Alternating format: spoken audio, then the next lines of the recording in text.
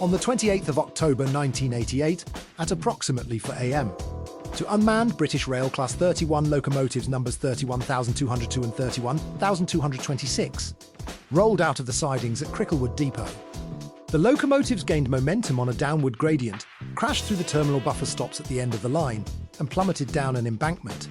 They landed on the westbound carriageway of the A406 North Circular Road, one of London's busiest roads.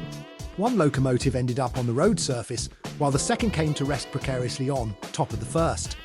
What was the causes? Failure to secure brakes.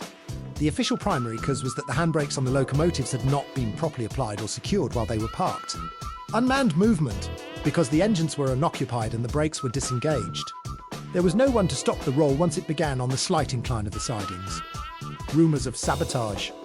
While the official record cites a procedural failure, persistent reports and local rumours suggested the brakes may have been deliberately released by a disgruntled employee. Lack of safety barriers. The buffer stops at the end of the sidings were not strong enough to stop the combined weight of two 100-ton locomotives once they had gained speed. The impact and aftermath. No injuries. Despite the dramatic nature of the crash, it occurred in the early hours of the morning when traffic was minimal. No one on the road or in the locomotives was harmed. Recovery and scrapping. Removing the locomotives required heavy-duty cranes and caused significant traffic disruption.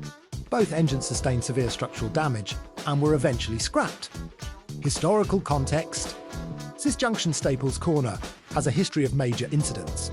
It was later the site of a major provisional IRA bombing on the 11th of April 1992, which caused extensive damage to nearby buildings like the B&Q Superstore and the flyover itself. Technical details.